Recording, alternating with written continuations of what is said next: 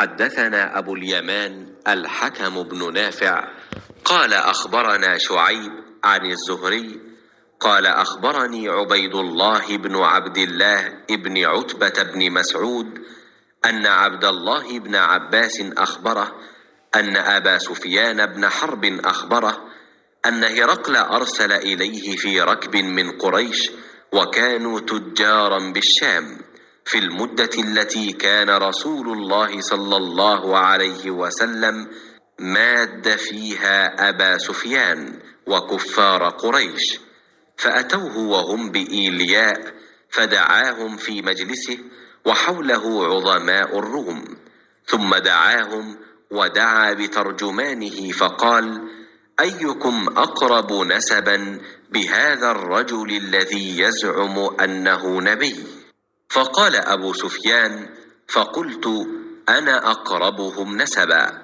فقال: أدنوه مني وقربوا أصحابه فاجعلوهم عند ظهره، ثم قال لترجمانه: قل لهم إني سائل هذا عن هذا الرجل، فإن كذبني فكذبوه، فوالله لولا الحياء من أن يأثروا علي كذبا لكذبت عنه. ثم كان أول ما سألني عنه أن قال: كيف نسبه فيكم؟ قلت: هو فينا ذو نسب. قال: فهل قال هذا القول منكم أحد قط قبله؟ قلت: لا. قال: فهل كان من آبائه من ملك؟ قلت: لا. قال: فأشراف الناس يتبعونه أم ضعفاؤهم؟ فقلت: بل ضعفاؤهم. قال: أيزيدون أم ينقصون؟ قلت: بل يزيدون.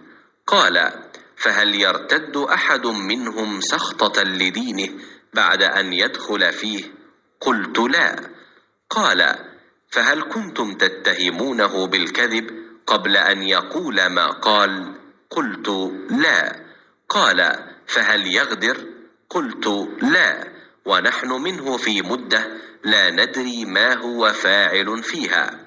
قال: ولم تمكنني كلمة أدخل فيها شيئا غير هذه الكلمة.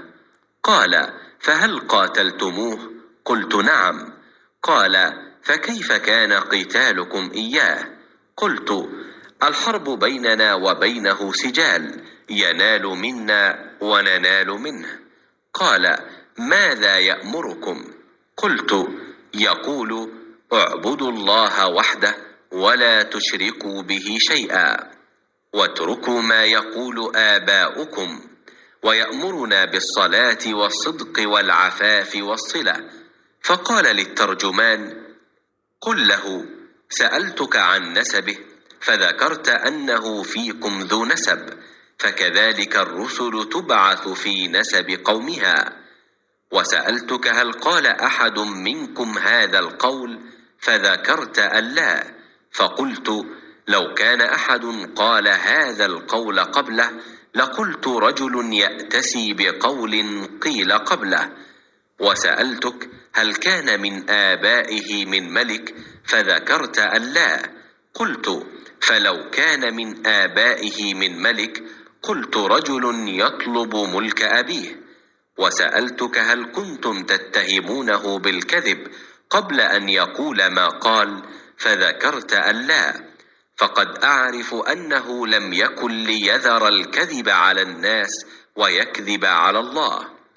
وسألتك: أشراف الناس اتبعوه أم ضعفاؤهم؟ فذكرت أن ضعفاءهم اتبعوه وهم أتباع الرسل. وسألتك: أيزيدون أم ينقصون؟ فذكرت أنهم يزيدون، وكذلك أمر الإيمان حتى يتم. وسألتك: أيرتد أحد سخطة لدينه بعد أن يدخل فيه؟ فذكرت أن لا، وكذلك الإيمان حين تخالط بشاشته القلوب. وسألتك: هل يغدر؟ فذكرت أن لا، وكذلك الرسل لا تغدر. وسألتك: بما يأمركم؟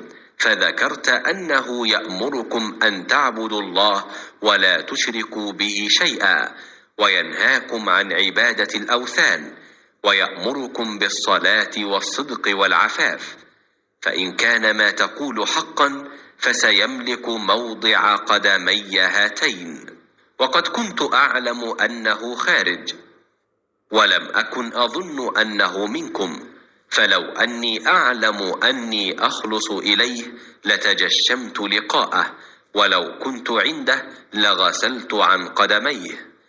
ثم دعا بكتاب رسول الله صلى الله عليه وسلم الذي بعث به دحية إلى عظيم بصرى، فدفعه إلى هرقل فقرأه، فإذا فيه: بسم الله الرحمن الرحيم، من محمد عبد الله ورسوله إلى هرقل عظيم الروم، سلام على من اتبع الهدى، أما بعد، فإني أدعوك بدعاية الإسلام، أسلم تسلم، يؤتك الله أجرك مرتين، فإن توليت فإن عليك إثم الأريسيين.